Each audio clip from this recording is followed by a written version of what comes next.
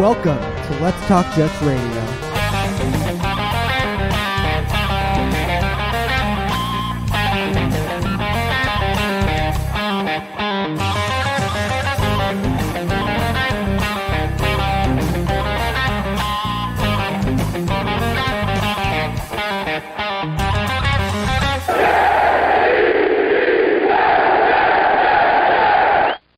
What's up, everybody? Let's Talk Jets, episode number 3 with a very special guest. The salary cap guy, the contract guy for Let's Talk Jets. Afrim, you say Hoxa? Oh, you told me. Yeah, that's fine. That's perfect. How you doing, man? I'm doing good. How are you? You look, dude, you're looking all prim and proper. You usually on the couch and you're looking all professional now. Well, I didn't want to interrupt this with any sounds from the dog or my son yelling at the dog or, you know. I figured feel underdressed though now, man. I want to go put a tie on. You're a suit. Let's put a suit on. That's right. A tuxedo. So first of all, everybody knows you, man, on our channel because you're like the voice of reason. You're the positive guy. You're like, when we're all chaotic, you bring us all back into reality and keep it cool. So, but first of all, I think what everybody wants to know is what made you a fan of the New York Jets? Well, I have a peculiar thing with me is because no one in the family guided me or didn't get it passed down. When we came to this country in the 60s, my father was a farmer in the old country. We had one TV if we lucky to have that.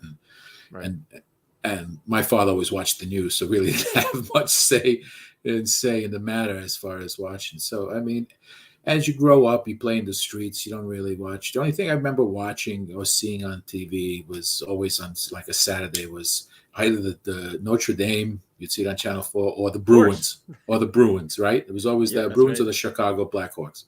And I wasn't into hockey. I really didn't know much about football. I just played in the street, sewer to sewer type of thing and other games. It wasn't until about my recollection, 1978, which I was about 17 years old at that time, when I started watching. I watched the Giant game first, and I said, "This is so boring."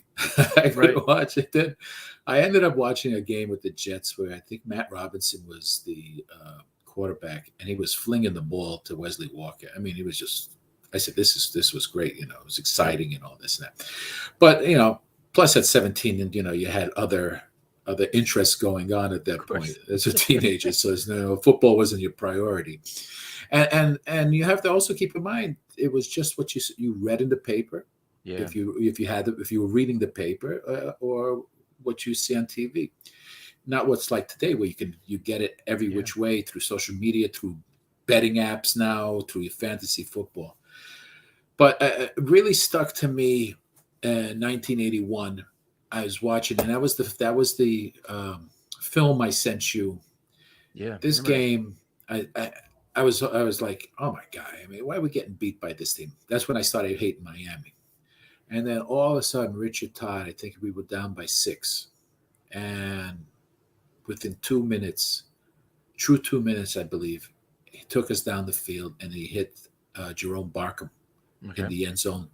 Tied the game, and then Leahy had to kick the extra point. We won the game. I don't know why, but for some reason that game, even on the news that night, they played that whole 2 minutes. Right. The following week on the pregame, they played that same 2 minutes again. It was so great. I was so excited to see that. Right. As that, I started picking up more, watching the game. I wasn't into the draft or the players, but I enjoy the games that you'd have competing against Buffalo with, I forgot his name. Ferguson was the quarterback. You had Steve Grogan on the Patriots quarterbacking. So, and of course you had David Woodley was the quarterback. Yeah, that's right. Yeah, he was the one that, the 82 game. Yep. That, and he got destroyed against the Redskins. And then slowly and picked up, and then basically when O'Brien got drafted, when I started enjoying it more and more, getting to know a little bit more of the players, getting more interest into the players. But you'd love the sack exchange. That's all you heard about. Right. And Klecko's my guy. I love Klecko. Just going to the quarterbacks, like, what is your recollection of Richard Todd, man? Because I mean, a lot of fans don't know about him or just don't remember like what quarterback he was. Todd started off slow, as I recall, but he started gaining momentum, and he was winning games. They were winning game after game, solid. The team was gelling like any other team. And unfortunately, that game against Miami, of course, Shula didn't cover the field. He knew it was going to rain, didn't cover the field because he wanted to slow it down the defense. Right. Our defense, the Gassner was extremely fast. Klecko would mow you over. We had great linebackers. We had a great. It was a really good secondary, and he slowed us down. And was really. And unfortunately, I had to go to work that night. It just pissed me off too. No ball movement on either side. I mean, and then he just basically, I think he was overwhelmed. I don't know. It's hard to say, but he was throwing the interceptions. There was no one was really was moving the ball. And unfortunately, the turnovers killed him. So then you go the transition to Kenny O'Brien, and Kenny O'Brien always got like a bad rap because it was always, we could have had Marino. That was a guy, but I remember O'Brien, dude, I remember like bits and pieces, but I remember he was a good quarterback that got the hell beat out of him a lot. He took a beating, but he kept getting up. But when he had time, he threw a good deep ball. Yeah. He did some pretty good things. Well, when Marino was drafted, he had Rose and Cephalo was his wide receivers, I believe. Yep. And they got hurt. And that's when Duper and Clayton kicked in. Yep. And that started his transition because he had absolutely no running game. Right. All the years he's been with Miami, he never had a running game. So everything was a throw. Same thing with Dan Fouts. At least Dan Fouts had Chuck Muncie. But that was always an air show. But Brian was very accurate. He threw for a lot of yards for Cal Davis. His biggest problem was he held onto the ball way too long. Way too long. They didn't know how to. He tried to make the play, and he had good wide receivers.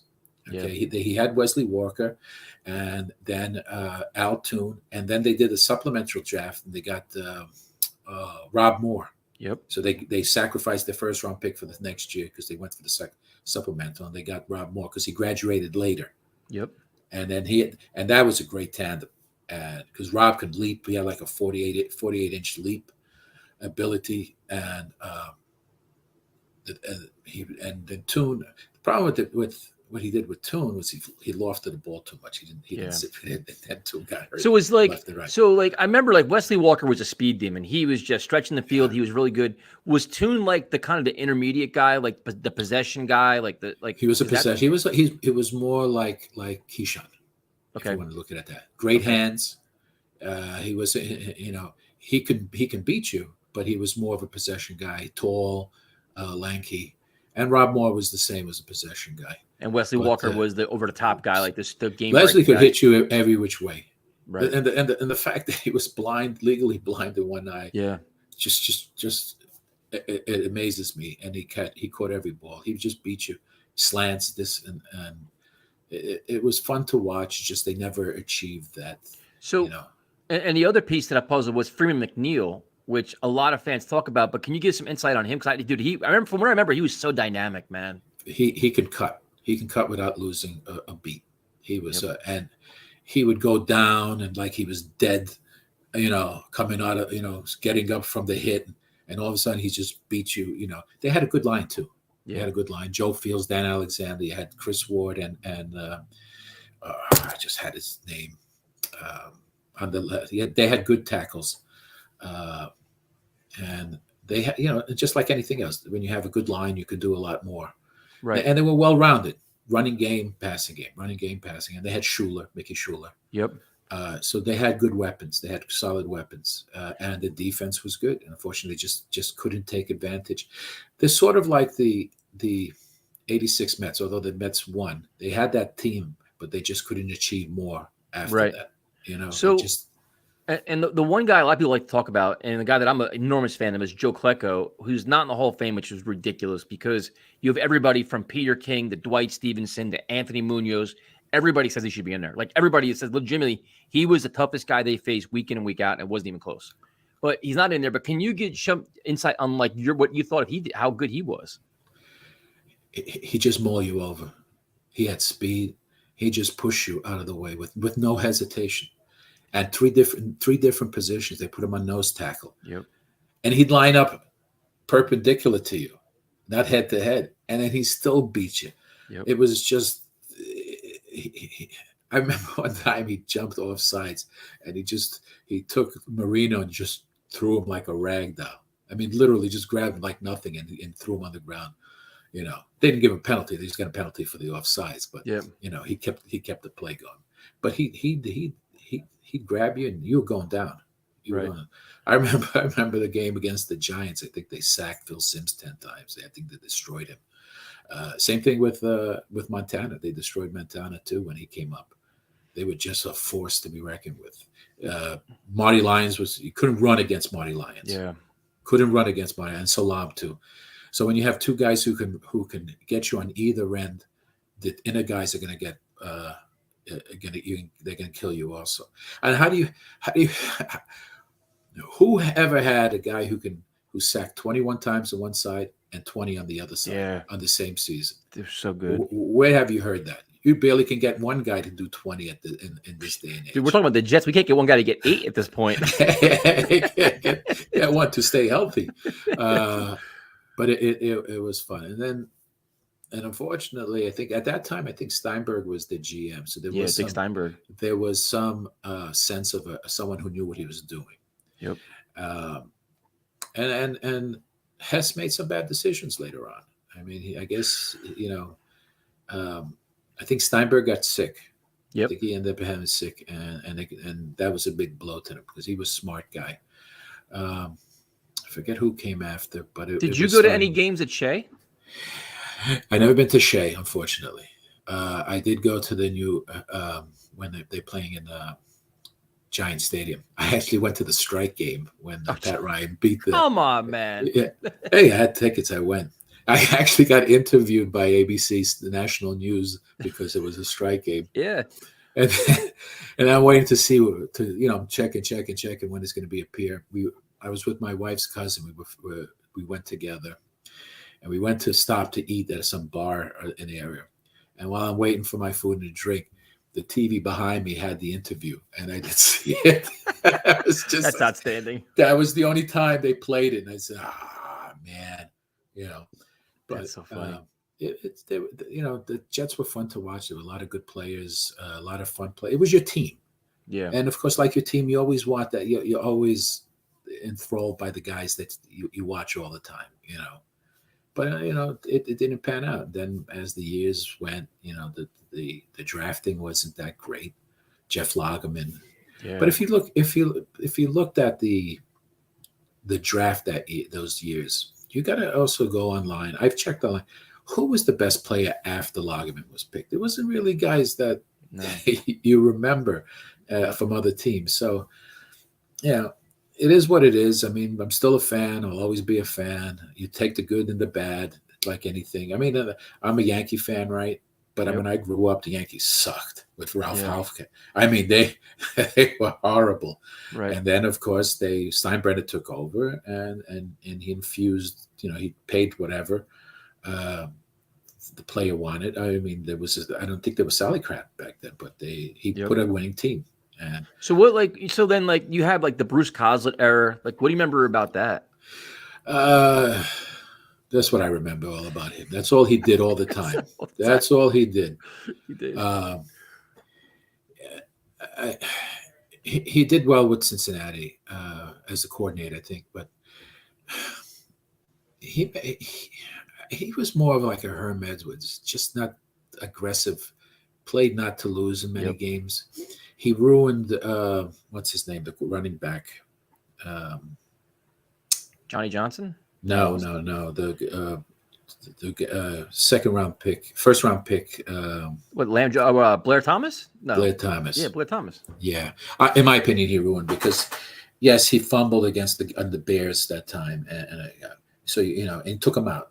Yeah. I mean, give the kid a chance. He was still young. He was averaging almost 5 yards a carry back then. Right. Okay. And I think that's been the Jets' MO is just they don't want to stick to anything. Yeah. They just don't want to stick. They want immediate satisfaction. Sometimes guys have to develop, So Well, I think they were also trying to chase the franchise quarterback for years, man. Trying to find him, manipulate him. You go through the whole Boomer Esiason thing, which the guy coming home, Long Island kid playing for the Jets. They were just trying to find the quarterback year in and year out, man. That's the GM. That's the GM. Yeah, that's all. It comes down to GM. Look. You can compare the Giants with the Roselle forced George Young to them. Yeah, to help them out. They were a horrendous franchise for that long period of time. Yep. And then he infused. They got rid of Perkins. He brought in Parcells. They built the team up with good drafts, and they lucked out on some good players. We didn't do that. We wanted immediate satisfaction. I mean, Hess was older. I'm sure he was basically wanted a winning team, but he made some bad decisions. I'm 80 years old and I want to win now. Wasn't his famous? Well, guess what? Yeah, I mean, it doesn't happen that way. I mean, you have to really draft. I mean, so the Bruce Cosler thing doesn't go well, obviously, but they bring in Pete Carroll, which was exciting because you're like, all right, young guy, fiery guy. I remember I went to the practice. I'm like, this guy is just such a ball of energy, man. I'm like, wow, this guy is just incredible. Yeah. He was playing basketball with his players, all this stuff. And that was his demise. Because it was. Hess saw him. Coach. Yep. Hess saw him playing basketball with the players after they lost or something like that. Yep. He says this, and he got rid of him. But what the funny thing is, it was like, it's funny you mentioned, because like in this day and age, we're spoiled with technology, man, where we get news instantaneously. Exactly. And back then, like I would literally wait till Jets Confidential came out so I could read the rumors, like the little nuggets, and like you're waiting for like the New York Post, any paper to come out, or just any little blip on CBS News to get any kind of news on the Jets. And it was so, and now like we have almost too much news, because now we have like a lot of nonsense out there. Like that's not even true news, but it's just, back then, man, it was so hard to get information, man. No, it's whatever the paper gave you, whatever you were able to get the paper. I mean, back then, even if you bought Sports Illustrated, it was always behind a month. Yeah. The only thing that was really close to up to date was the sporting newspaper. Yep. I think you can get every week or every several days. I don't remember. You had to actually buy a paper and read it. Yeah, and like I was like literally, I couldn't wait, man, until Jets Confidential came out. But then it's like the Pete Carroll thing. What was your thoughts on that? Because when I was actually at that game, I was at the Fake Spike game, which was actually a birthday present for me.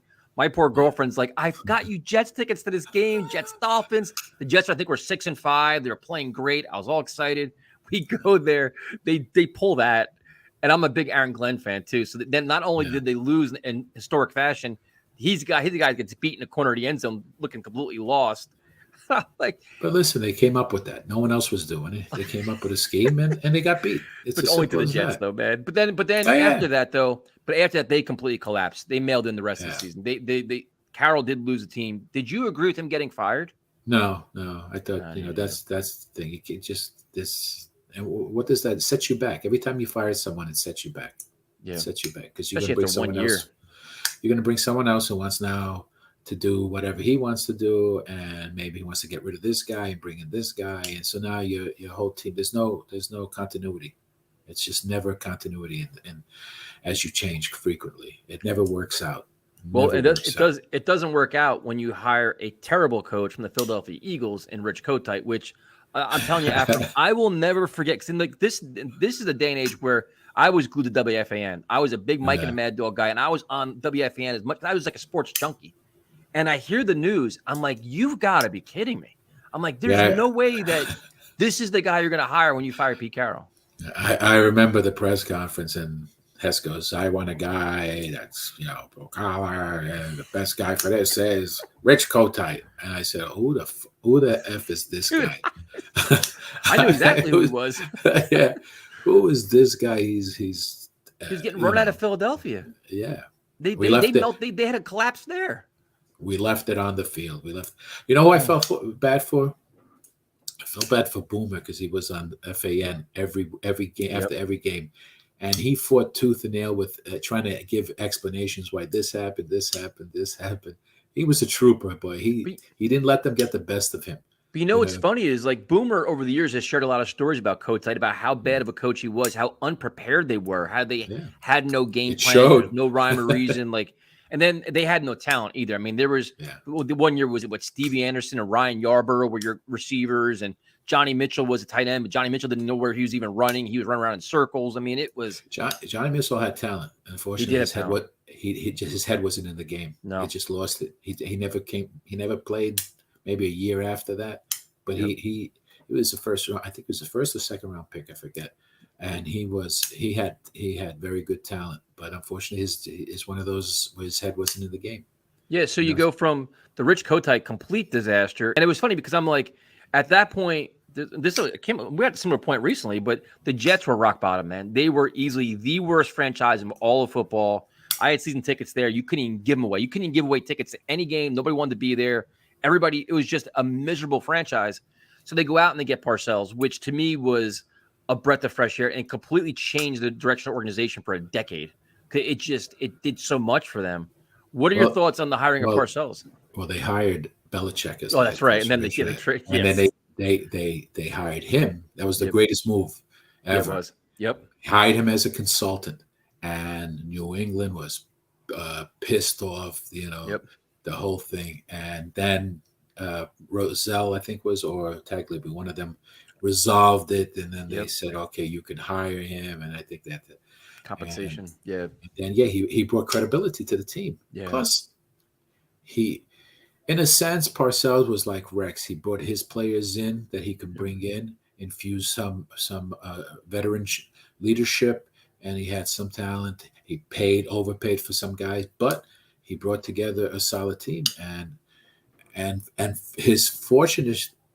He was fortunate that I think it was Rick Meyer got hurt, or his quarterback Foley, and Testaverde came in and took over. Well, they started out 0-2, and then Foley got banged up, and they brought Vinny in.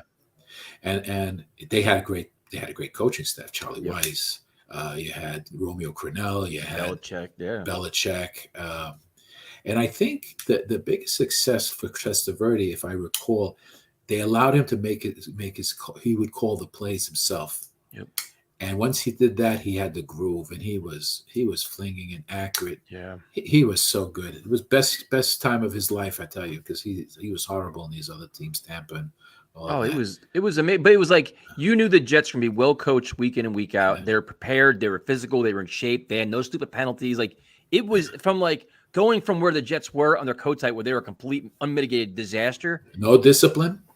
And it was overnight. And he brought in guys like Curtis Martin, Kevin Mawai, Brian Cox, Pepper Johnson. These were guys that were no nonsense, in your face. This is our way or you're out of here. You have no choice, man. Jumbo in. Another one.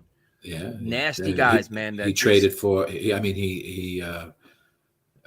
brought in Mawai to solidify his line. He had a good line too.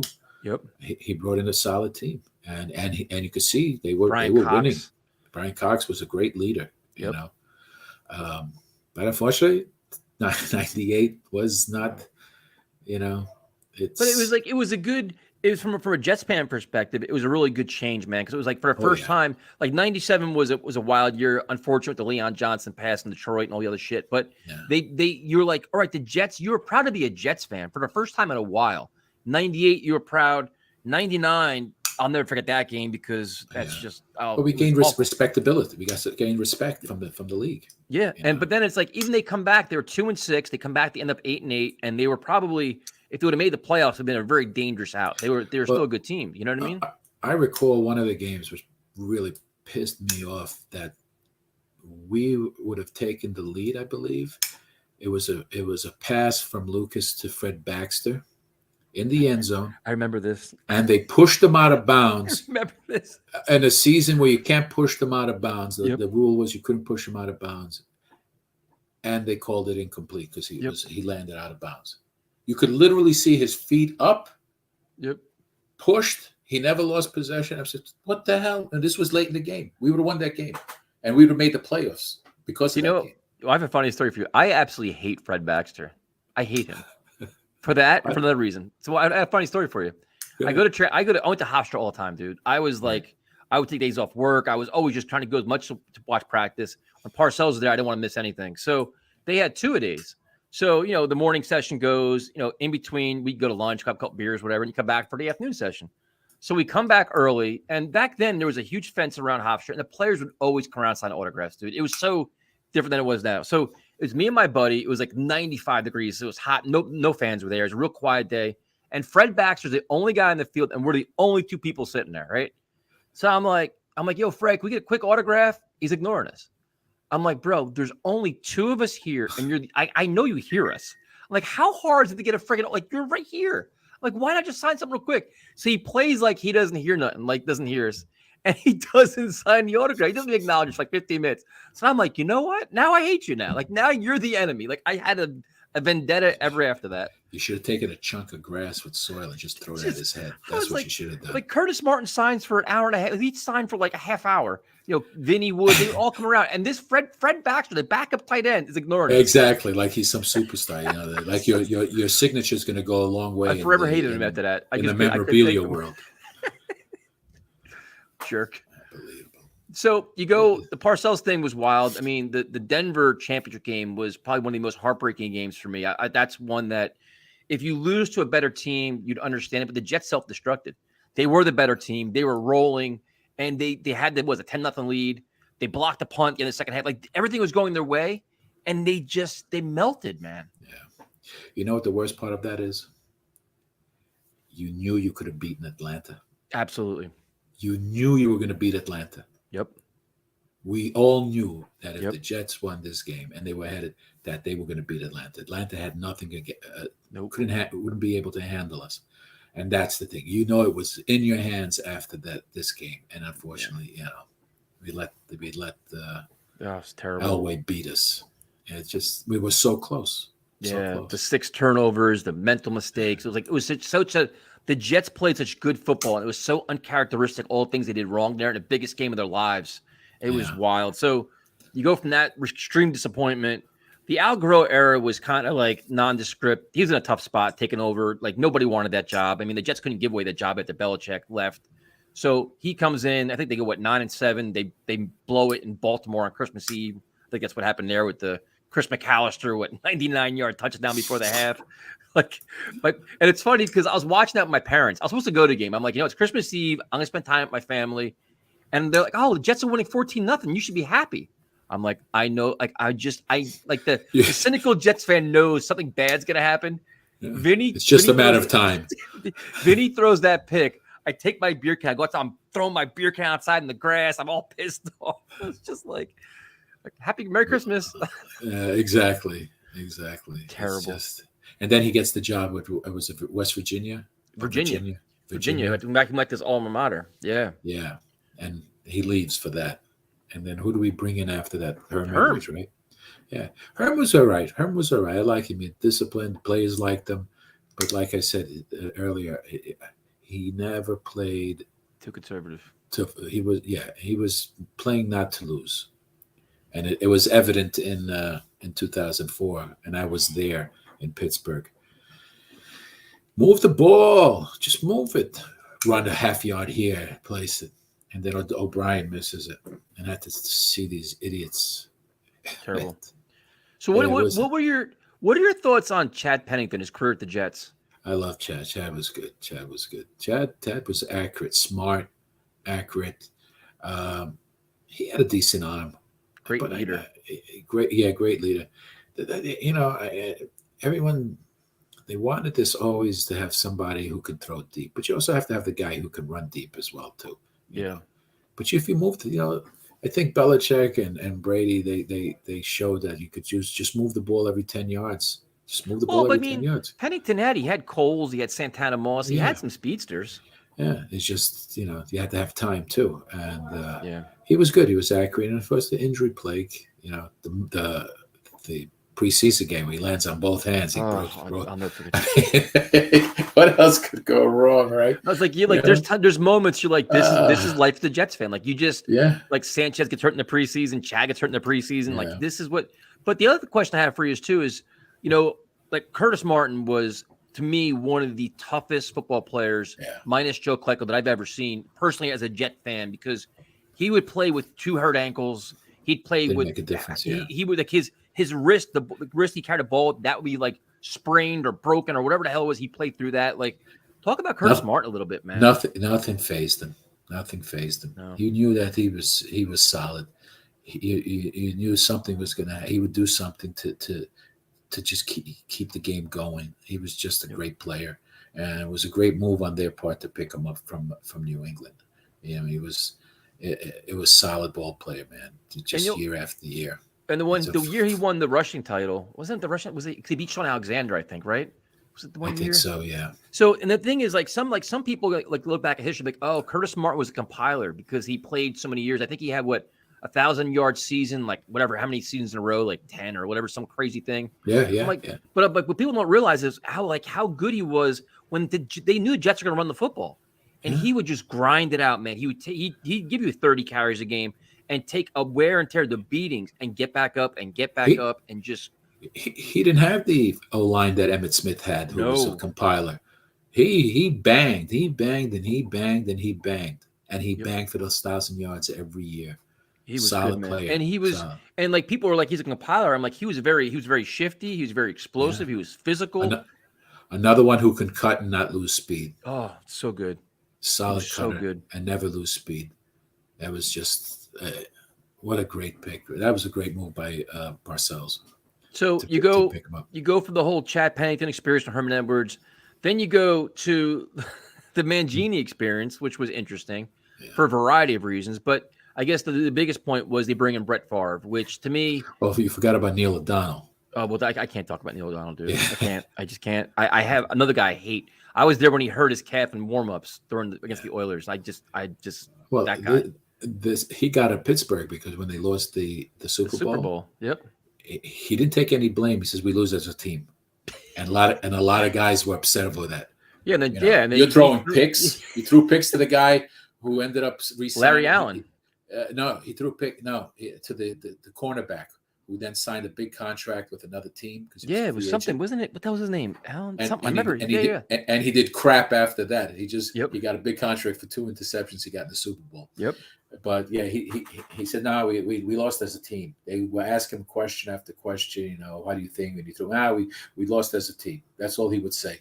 And the Jets gave him big money at the time. So I can't talk about Neil O'Donnell. He just brings out rage in me. But what were your thoughts on the whole Favre thing, man? Because I was a huge fan. I was excited. I was a fan too. He was just like the Jets to have that megastar quarterback. And I'm like, at that point, he was still playing good. You're like, this is it. This is our time. But the thing is, if I remember, I was excited we got him, but we weren't his first choice. Nope. Okay, so he was basically out of just a rental. A rental. He just wanted to play, continued to play, and he did all right. He did great for us in the beginning, but of course he doesn't tell us he's hurt. Yeah. And then he starts throwing picks left after one after the other. It was just like we went 8-2, and then we just started. I said, "Oh my God!" They ended up 9-7. Now, did you agree with them firing Mangini? No. I think he was a good. He's a good judge of talent. He was a disciplinary. He had a plan. Yep. Another one who had a plan. He drafted brought the team together. Drafted very well. Thank God for him, because we didn't have. But just like anything else, the tradition is: look, you didn't do it. Your team, you are 8-2, and I think that's Johnson's fault. Yep. Everything's instant gratification. You have to build. He didn't build that. Well, his father didn't build that company overnight either. Right. Where that he inherited. Well, that was also a time. Overnight. But that was also a time where the Jets were always trying to chase headlines. They were trying to chase ticket sales. I mean, Favre, because if I remember correctly, Mangini didn't even want Favre. He was happy with Pennington. He thought he could win with the team he had. That was clearly to be all the hoopla and fanfare as the Jets. You know what I mean? And that was Woody Johnson. One of my problem with all those guys is they were always had the wrong ideas. It wasn't about football. It was about everything. It was about making money. You know? Exactly. Headlines. That's it. Yeah. Steinbrenner move, basically. Yep. So they go from the Favre disaster, because it was fun at first, and then it ended up being disaster. Mangini gets fired. Here we go again. So back on the coaching carousel again, and you get Rex Ryan. Oh, is it Rex Ryan? Yeah, Rex Ryan. Yeah. So, which was wild, because you're like, all right, what did we hire? We don't know what you get. he has the press conference, and I'm like, I'm ready to drive my car into trees. I'm so excited because I'm like, this. You're all fired up, like you want to just start tackling things. But if we're honest, though, Rex inherited a very good team, man. Mangini, he came. It wasn't like he built that team. He added some pieces, like the whole Bart Scott and Jim Leonard. Right, he brought in like Parcells. They brought but his guys. He inherited a good team, man. He had a rookie quarterback, but Rex got kind of lucky, man. Yeah, well, he had a good front line. Faneca. He had Thomas Jones, who really. The thing with Rex at the beginning, he came from a good organization. He was well respected, and it wasn't one of these guys out of the blue who never heard of. So there was a good reputation, and he had that his father was Buddy Ryan. Buddy Ryan had a background, so people were hey, we finally got someone really good. We got that tough guy. We're going to compete with everybody. Well, he was the polar opposite of Mangini, because Mangini was so buttoned up and so quiet, and Rex was like bombastic. So it was like he was like off the rails at first, you know. Yeah, and people got to remember that, you know, even though he's a defensive coach, they were still giving up third and long plays. His defense was tremendous. Field. Yeah, it's just, but he knew how to motivate. And he had some good players. They brought in Braylon Edwards the following year, and they had that 12-4 year. They brought in good players. Sanchez was playing well. They gave him the coordinator played him well, gave him short passes when he could make throws. He was good on the run. Pocket passing, he needed more work. He was good as a hurry up when he can like run, when he did like the hurry up 2-minute offense. He felt great, dude. He was slinging it around. When he had to start, when you slowed it down from how to think and stuff like that, that's it, right? The thinking process didn't pan out too well, and then when they had to draft on their own, didn't pan out too well, did it? No. They didn't know talent. They didn't have the GM to know talent. Nope. I mean, even what's his name, Tannenbaum. Tannenbaum was good at trading your future for current good players, and that can only last so long, you know. Yep. Because after a while, they're going to retire, and then who's coming up? Who's replacing? That's what you see where your draft bites you in the ass is, and we learned this recently too. Is when you have absolutely no depth, and you don't have the young guys that'll be a starter a year or two from now. Like, you know, like the guys you draft this year, you hope maybe next year they're like a starter and they grow. But if you draft poorly, they're not good depth this year, and we have nothing next year either. We're screwed. Yeah, and I don't think Rex was good at developing players anyway. No, I think it's just at coaching. I just don't think he. Big deal. John Connor knocked the guy on the side, and he was so excited about John Connor. The Quentin Coples experience. Yeah. But now, how would you categorize Mark Sanchez's career as a Jets quarterback? Yeah, success in the beginning because he had a solid team. The minute that they didn't do much for him after that, they didn't bring anybody in. So now that made him the guy who was in charge of trying to figure out. There was no talent for him at that point, really. Right. Why didn't they sign Braylon Edwards another year? Was it the that Antonio much money? Holmes thing was a disaster. Yeah. I mean, the guy gets hurt and he throws the ball, a live ball on the ground. Yeah. I think it was against San Fran. It was. Yeah. He gets up and he's in pain and he just throws the ball on the ground. I says, "What are you doing, you moron?" And then he fumbled the one between his legs the one time, I think. Just like, what? When it goes bad for us, I'm telling you. Yeah, it does. But then you go. So you have the whole Rex Ryan thing. So you had good runs. You had the 2 championship games, which were exciting. They were fun. Oh, yeah. Disappointing. I mean, the Pittsburgh one was probably the ultimate heartbreak because they didn't show up in the first half. Another opposite of the Denver game. Yep. Right. Yep. Complete opposite. Yeah. So. Yeah. Then you go from Rex and the excitement. So it was like the Jets always had to do the opposite. When you had the quiet coach, you hire the fiery coach. So after Rex, you have to go back to the quiet coach again because then you bring in Todd Bowles, who was professional, very well respected. If I'm being honest, I like the hire, but the way the Jets, the marriage, the prearrangement with the McHagnon and Bowles thing was completely half-assed. You hire the coach before the general manager, which is stupid. Well, which we learned, and they were separate. They were on the same level. Yeah, which is it just. Bowles didn't excite. It wasn't like it was as exciting as the Rex hire, right? It just all right. Let's see what this guy can do. Type of feeling.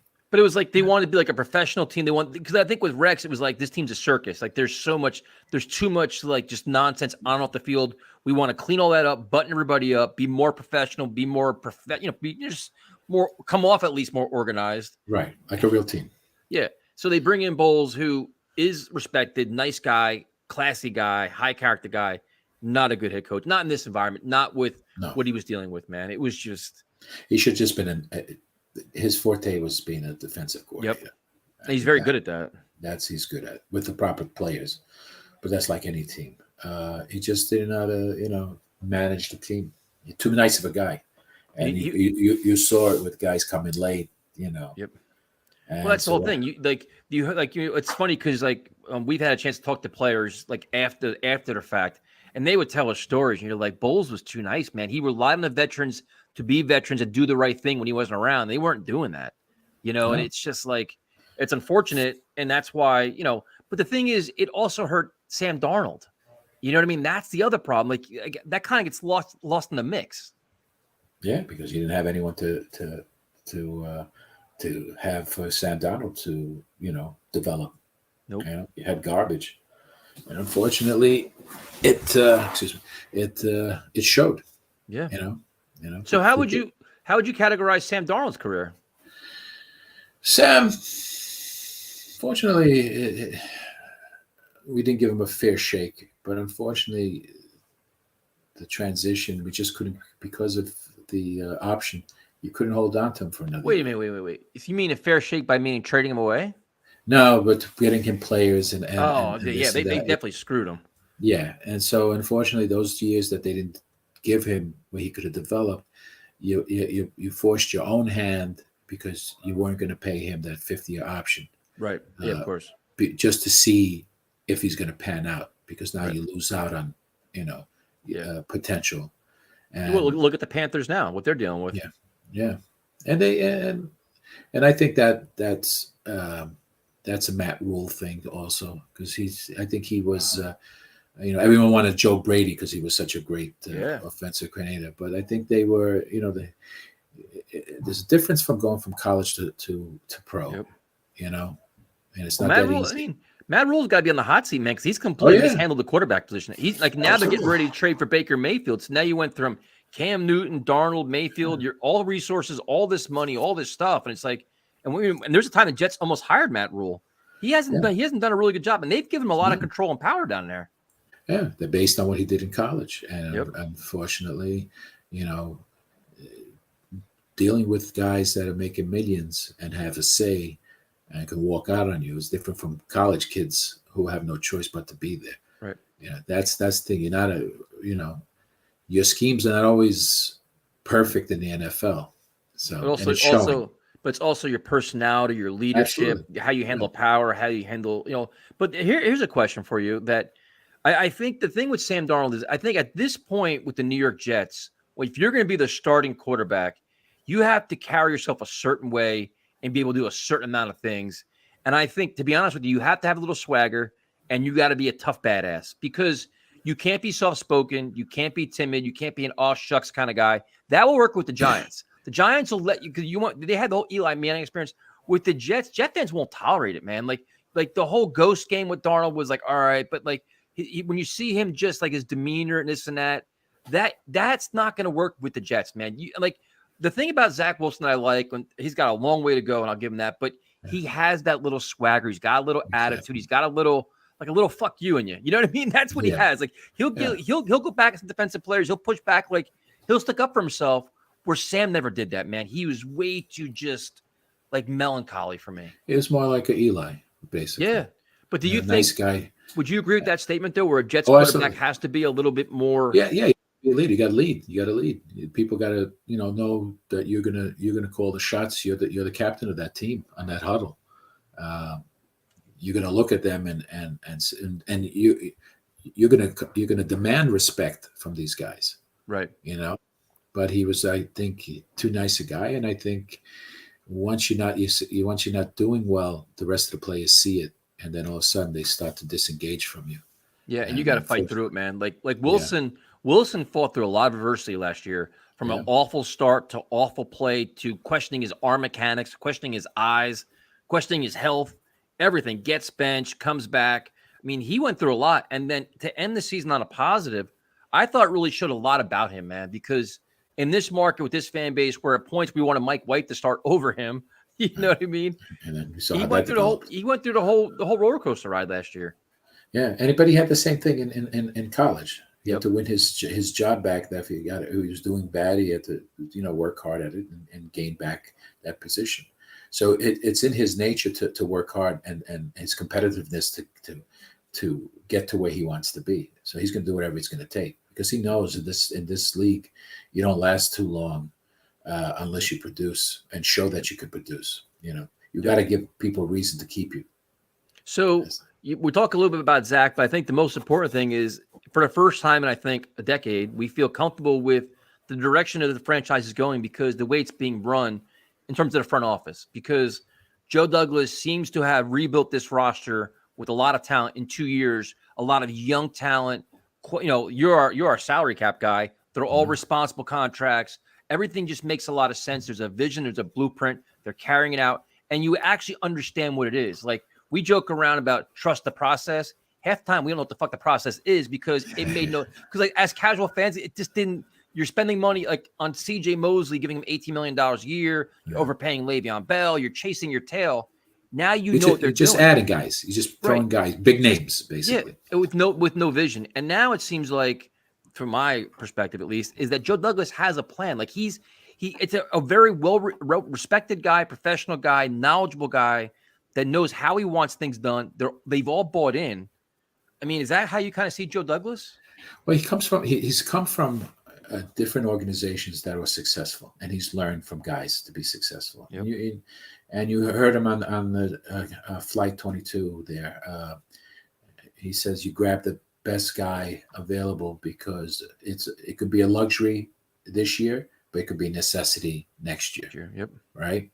So his way of thinking, because he says he got that from Ozzie, he's learning, and he's learned from them, all winning organizations, and he's brought that to us. He's got but you have to have a plan in anything, no matter where you are. You have to have some sort of plan, and you got to stick to it. And that's he had no talent coming in. He had nothing reserves. He had no talent. There was no depth whatsoever. None. We had no team. We had nothing. Nothing. Frank Gore was our team at that time. Don't remind me, man. Yeah, exactly. And so now he's brought depth. Now how I see it, he's building a team that no matter what, if anything, he can just then, if this guy goes by, he can put someone in its place. Yep. Okay. And he keeps the core, regardless. And even if the quarterback doesn't pan out, he still has that team for the next guy. Yeah. He has to also have to look at it that way also. And that's key. And that's what the Johnsons have to look at. Yeah. That I have a core, and if I lose a key player, even an injury, I still have that same core. And if everyone buys into the program, because he did get guys of character and who want to play and will abide by the program, there's no head cases there. And that makes a difference, because if they're all on the same page, it's one person you're coaching in essence, because they're all doing the same thing. Yeah. They all love the game. And it's an excellent point. It's like, this is the first time where it's like, say, God forbid, Corey Davis goes down. We're cool with it, because you got Elijah Moore, you got Garrett Wilson, you got Braxton Berrios. Like, or if Michael Carter goes down, okay, you got Breece Hall, you got Tevin Coleman. Like, we have legitimate depth at the tight end position. We haven't had a tight end in a decade. Not only do we have one, we have three of them now. Like, It's like you have it's like you made an excellent point, man. You have depth, like one guy next man up, but your next man up is actually a good player. Where it used to be our next man up, we're signing off the street, and he's got to play in 3 days. Yeah. And there's some winning teams that don't have that next man up. Yep. And they fortunately have the other guys that are capable of doing more. Yep. So we are in a position. He's building a team that basically even the next man up doesn't change anything for them, and they can still succeed. So I can't wait for preseason to start. Yeah. Let alone training camp. But the other thing I think he did that's really interesting, and that's something that Saleh really believes in too, is that He gives everybody in the organization a voice. Every scout, local, national, every position coach. You can speak up about the player you want and why, what you need for team. Like everybody has a voice, and that makes everybody fully invested because you know what? You matter. Like if you work in an office and you know no matter what you say, nothing's going to change, you don't give a shit, dude. You collect your check, you come in, you come out, you go home. If you know what you do actually matters, you work harder, you care more, and you contribute more. And it seems like they're all invested, man. And I don't think he's the arrogant type to think, Nope. I'll make the pick and this is what you're going to deal with. Yep. He makes a good pick. Every pick he's made, he bases it on every piece of information you can get from everybody's eyes. And you could see this last draft, top 9 players. He's the top 8 players. The 3 guys, the top, was it the 4? Yeah, 4 guys or 3 guys, I forget what it was, on the top 8 on his board. Yep. He landed. And I think the other thing too is that the chemistry between him and Robert Saleh seems very genuine. It seems real. It seems like they have a very good working relationship. And it's interesting because that's how you also judge your general manager. It's usually the coach and the quarterback. What coach did you hire? What quarterback did you draft? We didn't think he was going to get Saleh. We thought he was going to get Wink Martindale or Doug Peterson or somebody else. He goes out of the box and gets Saleh. You give him credit for that. And now it looks like these two are attached to the hip, man. They're high-fiving. They're like good friends. Like there's like chemistry. There's chemistry all throughout the front office. There's chemistry with the coaching staff. It's like we're finally like a professional organization, right? It seems like there's none of this finger pointing, and we're not finding scapegoats or it's like they're all on the same page. And I think with Peterson and Martindale, I think he knew that these guys would want full control of the players that they want. Yeah, and not worry about what the scouts wanted. So where he saw with the interview with Saleh, you could tell that he had also a plan and how he wanted. It didn't make a difference what the player was. It was just a certain type of player. Yep. Someone who likes it, who likes to be who loves the game of football. Yep. And so you could see that was sort of the same vision that JD wants. Yep. And it just worked out. And then when you got 2 guys, your head coach and GM, in sync, it goes well. It goes well, and it'll last a long time too. Yeah. So then you talk about Saleh a little bit, and he's grown on me a lot. Like I like the hire. I think he's very well spoken, very intelligent, knows the game, loves the game. I think players will love playing for him. I think he does a lot of really good things. Now, obviously, with increased expectations, his team's got to play better. He's got to win more games, which I think he just seems like he's so diligent and so determined and so prepared. I think he'll find ways to win games. But what are your thoughts on Saleh going into year 2? I think he has a lot to prove. I think he's got the players he finally needs. Yeah. He knew he had nothing once, guys. But unfortunately, you have to be the coach on this hand, and then you got to be in front of the camera, the press on this hand. And it's not the same guy, no. Unfortunately. You just, they prep him and this and that. You want to say, hey, look, we just don't. You can't turn around and say we don't have talent. Right. Because, it's the bottom line. He just says effort. So he's trying to push those guys by saying, it's all about effort. Right. But after a while, your body tires. You have no one coming in to relieve you. Yeah. Your body gives after a period. 17 games, your body's going to give after a period of time. Yeah. It's a rough season, but listen, we got some depth. We got some positivity going on here. I mean, we've been lucking out on drafts, lucking out on players. Things that positive are happening to us, and that's key. So then we have faith in the general manager. We have faith in the coach. We like the depth all throughout the roster. We agree that Zach Wilson has to improve, but we like his work ethic and his potential.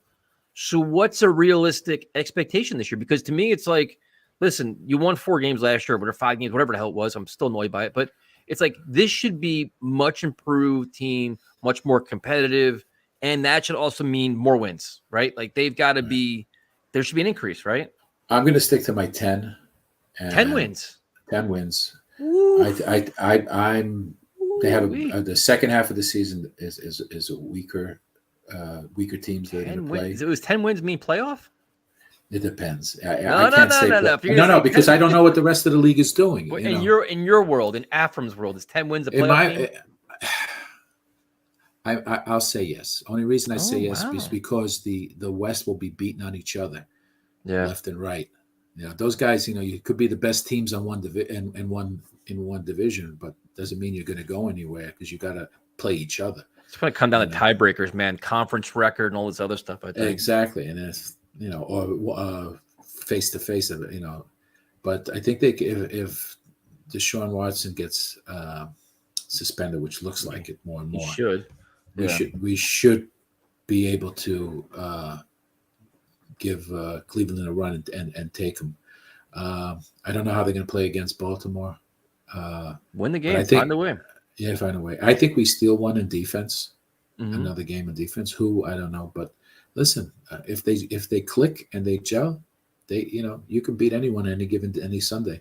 So what's your worst case scenario? Like 10 is your ideal world where you think things are gonna things go the Jets' way. 8 would be my worst. 8 really? Yeah. I think they're there. I think they have the talent. I think this kid wants something to prove, but he's going to listen. He's going to do what he has to do. I think he tried to be a cowboy last year and try to gunsling everything, and too much on his he overthinks everything. Basically, he was playing like Sanchez when he had to think. Yep. He overthink. I think when he saw Mike White successful by following the game plan.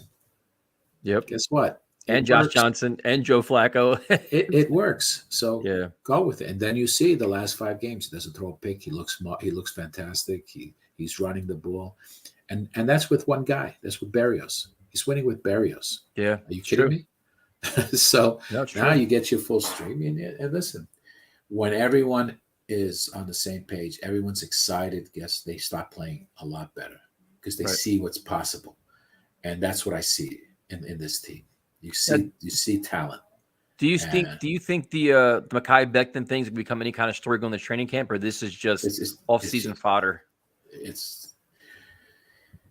I have no issue with Mekhi. I think he'll be fine. But we're in an age where we're in a lull right now, and we have to have stories because now there's betting involved. There's fantasy football. There's so much social media. Everyone's getting in, wants to chime in with their comment. They got to get their likes, their clicks, their listens, their views, and all the other shit. If it was just the old days like I had with just the newspaper, this wouldn't even be a story. No, it's true. No, it wouldn't. But now it's like I have a following, and by getting more clicks, my boss sees that I'm doing well. And look, Chamini now landed with ESPN, right? Yep. Yeah, I mean that's the thing. It's like a lot of people are getting evaluated by Twitter impressions. Like you can put out some outlandish tweets, and you're going to get 1 million impressions, and that's a success. They don't care how you view them; they just want those. They want people to react to it. That means they're listening. Yep. They're listening. So how do you get people to react? You start talking about crap about your team, right? So then, my favorite question out of all of these is, how would you describe life as a Jets fan? For me, it was up and down. When I was younger, you get frustrated, this and that. But as you get older, you come to grips with some sort of reality that it's a game. You get pissed off. I get pissed off. Trust me. I get pissed off when I see that guys are not playing 100% or a bad call, let's say. But if I see a guy diving to try to stop a play, I got what are you going to say? They lost because the other team was better. If I see guys with just they're just letting guys being beat, not even tackling. That pisses you off. Then why are you on the field? Right. I think watching the comments on the show. There's a lot of young guys, young kids, and I think they have to understand that sometimes just take a step back and watch the game more. Not worry about the player. Watch the game in itself, because the guy. Don't expect everyone to be 1,000-yard, 1,500-yard a year player. It just doesn't happen. You have how many guys? No one was doing it with Curtis Martin. Did 1,000 yards a year, right? Who's done it like that, right? Nobody. That's a record. Yep. So there's a reason it's a record because he put in the hard work, and he was in a time when running was the most important thing. Yeah. Okay. You have to also look like football is a game of 11 guys on the field. It's not one guy. Okay. I just think, dude, it's like we're just so frustrated as fans because year in and year out, we're not in the playoff hunt. We suck. We're like, and it's like there's always something. You had like the Sam Darnold with the ghost. Sam Darnold gets mono. Brian Fitzpatrick just shits all over the organization, and the Revis leaves and goes to the Patriots. Like we've been so frustrated, and it's like we never had the right combo. No, and that's why you get so mad about stuff. You're like, man, like not again. Like you just like you're beaten down, and hopefully this year kind of turns where we can embrace more positivity. Yeah, you got to ask yourself now: Do you actually see you see incompetence? That's true with this management and this coaching staff. It's a whole new era, man. It really is. Right? Do you see any incompetence? Nope. I mean, you see young guys enthralled. There's a lot of coaches, a lot of people involved. Yep. They have one goal in mind. They're young guys. They want to win. They want to establish themselves. They don't want to lose. Coaches don't want to lose. No. And they want to put the right team together. It's easy to collect a paycheck, but let me tell you, if you lose, you ain't collecting another paycheck. Yep. Okay. Gase is coaching, middle school football right now, not even high school. So he's not really qualified for that, but yeah, exactly. So, I mean, no, it's true, man. I think this is the first time where like I see a lot of people like, going to the gyms like that. And they're like, people are like, wow, your Jets are finally getting it right. I think as fans, we give them a little more leadway. Like, you know what? We understand it now. And like, you can be excited about your team and it's warranted. Like many times we're excited about a team, but we're selling ourselves on shit. Like, it's like, well, if Denzel Mims has 1,000 yards and this guy has 1,000 yards and like things that we like, it's like Fantasyland stuff. But now it's like, you have guys with like game-breaking talent, Garrett Wilson, Elijah Moore, Michael Carter, Breece Hall. Like now it's like the excitement is real and it's justified finally where you can be happy about stuff. Yeah, I think fans need to just worry about one stat, wins and losses. Yep. Doesn't make a difference how you get them, wins and losses. That's all that matters. At the end of the day, if you won 3-zip, it's still a win, whether you won 72-zip. Remind me of Herm Edwards. Remember when Herm Edwards got the Shrek ears at the stadium? So the Jets kept winning ugly. So they gave out the ears, the Shrek ears, the stadium. We all walked around those things. We won. That's all I care about. We won. I've seen games that won the last second with a field goal, but we won. That's all that matters. What happens you forget that game, how it was played, because it still counts as a win. Yep. So that's all you need to worry about. You don't need to have 10,000 yards from your quarterback, 2,000 yards from your running back. You just need to win the game, and that's the bottom line. Because when you hold up that trophy that we're hoping to get, they're not going to say, "Oh, they won because this guy threw 4,000." They played as a team, solid, and that's what you want. You want a cohesive team, and you want to know that every year after year now, that this guy is going to put the players that he needs to replace when they get old, and he knows he's making good decisions for the team. No, and absolutely. not headline decisions. No, I think they're definitely an organization heading in the right direction. There's a lot of positives. There's a lot of things to embrace. You've been saying it all off season. So now, as a very popular and prominent person in the Let's Talk Jets community, do you have a message for all your fans? Only one message. 2022, year of the Jets. Year of the Jets. Be positive, man. There's nothing but good. These guys want to win. That's all. These guys don't want to sit there and just sit. These coaches, these players, they all want to win. We're going to win everything. Since JD has come, we've gotten good players. Our drafts have been good. Getting guys falling to us when we would never get guys falling to us. When have we ever seen that? Picking up good players for nice deals, and we're never stuck with a big contract. Nope. and will always, and he's always looking. You saw that the thing as soon as I forget who picked, and 20, he was on the phone trying to find someone to trade up. Yeah, nonstop. I love the music, the classical music piece that they played, and then he finally, we're picking next. He goes like this, and then they get their guy. And that's awesome. That's the guy. That's what he's doing. He's building the team for you. Let's, I don't foresee him losing this job. No. As long as he's putting the team together. We just had bad decisions by guys who just didn't know anything about football. They bought a team, and they had to listen to what the other idiot that brought in McCagnon. Oh. They asked him for his opinion. They brought it like a consultant. Oh, yeah, you know what I'm talking about. Exactly, what you're talking about. Yeah. He was the GM for another team. Shit, but I know. I always make fun of this guy too. Yeah, I could see his face too. I know exactly what you're talking about, man. Yeah, the guy with the glasses. It still pisses me off. Listen, so you these guys got into a situation where they didn't know what they were doing, and they didn't have it. They try to run it themselves. It doesn't work when you don't know anything. Casserly, yeah. Look at Chris Johnson. He gets a call from Peyton Manning. Oh, that's good enough for me. You know the weird thing is that I think it was Andrew Brandt. I think somebody interviewed him, and he said he gave recommendations. Like the Jets got 3 or 4 recommendations to not pick Adam Gase, and they took Peyton Manning's voice over all of them. Yeah. He's like, "Hey, man, I gave my insight. They didn't listen to me." And the biggest thing was they were taking their sweet time, and guys were getting hired while they were waiting. And who they have left?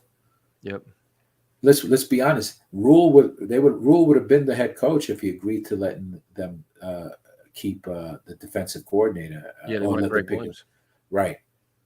It wasn't Adam Gase, but what happened? He said no. So what's left? You know, if you're in the room, the only one in the room waiting for the interview. Look, I win. Just like when you were waiting for the autograph from Fred Baxter, but only 2 people in there. Exactly. Still mad at him, man. Yeah, but it's just bad decisions. I think they finally learned that it doesn't work that way. You saw they changed the org structure now. You have to have guys that report under the guy. It doesn't work same guys because now you clash. Well, dude, it's like that's why I get so mad at some of the biggest critics of the Jets. It's just lazy analysis because all of the biggest complaints over the last 2 years, they've pretty much addressed all of them. They've addressed everything. The hierarchy, the owner backed off completely. He's been kind of staying out of headlines, minus his cringeworthy little phone calls to the players. I mean, they've done everything we complained about. It's just now they're in the right spot. Like you just feel comfortable. Yeah, just win games. And you don't have to listen to these guys that write because they're only writing negativity. Like I said, just to get you guys aggravated. And I don't listen. I'll listen to the other Jet creators and see what they have to say. And some of them I don't agree with either. Yeah. But listen, they're making an effort. They're putting the time, just like you. You're putting the time, and you're a good fan. You're a great fan, and you have a passion for this, and I respect that very much. And I enjoyed this. Trust me, I love coming on and talking to you guys. I was looking forward to this all day. And then he announced it. And you know who's very excited? Your biggest fan, Balls. Balls is very excited about it. My biggest fan is he loves me saying "Hey, Balls." So, Vinny's interview was nice. I like Vinny's interview. Dude, it's been awesome, man. It's cool just to get everybody's. And Kevin was very good. Yeah, Kevin was. Yeah, you find it's you get to hear what they'd like to talk about their team, and they're proud of their team, and you want to see the passion. You can talk negative all the time. What does it get you? It just gets you more aggravated. But when you see some positivity, you start feeling good about your team. You feel proud about your team. It's easy when your team is winning. Yeah. It's how you react when your team is losing. What kind of fan are you truly is when your team is losing. Oh. Do you back away and start looking at another team, or you stand proud regardless of what's happening? We're battle tested. You get battle tested, but listen, you hang in there, and eventually good things are going to happen, and then that makes you a true fan. Well, that's the one thing Fireman always says. He's like, dude, we've been through so much shit, man. We've been beaten up, we've been kicked, we've been embarrassed, we've been but the comeback is going to be epic, and when we enjoy that, The lows of the lows that we've been through the last few years, the highs of the highs are going to be so friggin' awesome because we've been through it. Like it's like the emotional, the upswing is going to be awesome. We've been waiting for it. We're waiting for a long time. And listen, when it happens, it's just because we are diehards. Yep. Diehard fans. Absolutely. Young diehard fans. Been going through this for a long time. And I love the energy from a lot of these guys on the chat. They love their team. Yeah. But sometimes don't listen to what you read on Twitter and just take it with a grain of salt. It's just anyone can aggravate another person. Yeah. It's very easy. It's how you handle yourself is what makes the difference. Well, they know that too. That Jet fans are very rambunctious and emotional and passionate. So you rattle our cage, we're all attacking just because we have nothing else better to do. Well, you right away you have a comment to say about it, even though you say these guys you still. I know it gets into your blood. You're a good fan. You're a true fan. Because it's just it's lazy, and then it's like you want to stand up. You want to stand up for your team. And it's like my biggest pet peeve with all this stuff is when like Rich Cimini or Brian Costello, they try to speak for the fans. Yeah. Like, don't speak for the fans. You know where the fans will speak? On their own YouTube channels, on their social media. Fans can speak for themselves. Like, don't act like you know what we think, because most of the time you don't know what we're thinking. Yeah. I hate that. And I've replied to, and then sometimes I read it and I say, why am I giving this guy the benefit? Exactly. And why am I giving him more fuel? And then I just ignore it. Yep. And then I'll just read some of the positive ones and say something nice about it. Then I drink like 2 more beers and I respond more. It's true. But hey, listen, it's your nature. But I mean, look, because you're doing all this. It's because you love this. You love doing this for being part of the Jets. You're not talking about anything else but the Jets, and then also your MMA and your what is there? What? Mental health. Mental health as well, which you do a great job too. You and Kevin do great. You guys do a good team together. It's this our channel, your channel. It's ours, all of ours. It's a different atmosphere. We're not talking we talk stats, we talk about 100 different things, but we're free to talk about everything. We're not you're not, I hate to say it, but you're not chasing after the $5 super chats. No. They go first and they say you listen to everybody, you'll debate anybody. You don't curse anyone unless they act stupid. But no one's been bad. It's a great show. It is, though. It's like the whole goal of it is just to have like one community where it's like where we could all in theory can all go out drinking together or all go out eating together and we just talk sports. Like that's kind of environment we want, where everybody feels welcome, everybody has their own voice. We can get sidetracked and talk movies. We could talk rock bands. We could talk cooking. Like, and we just have fun with it. And we can argue, but we're not angry at each other. Right. Unless it's Jake. Jake left us. Jake left. He got angry. Yeah, I guess it's. Listen, everyone has entitled to opinion. So if you didn't care for it, it's all it is. People just have their own opinion. No one's attacking you. So whatever. So each their own. I mean, he'll learn as he gets older. When he gets older, he'll learn that sometimes it's just what you say someone might not like, and you might not like what someone else says. But as long as they're not hitting you in the head with something, you're fine. Yeah. So Afrim, first of all, thank you very much for your time. I know it's late on a Thursday night, so thank you for that. Fine. And no final message to the fans. This is just you're the Jets. That's it. Be positive. Your team's going to do good. Take a step back and look at what's happening. Okay. Yep. Don't look at stats. Don't look at this guy's going to do this. Look what you have. Look at, the biggest question now is who makes the team. Right. Yep. All right. There was never a time where we worried about who's going to get cut. We were hoping someone makes the team, let alone now you got to worry about which guy is not going to make the team. It might be someone you care for and you you think he's going to do well. Very true. And that is a good thing to have.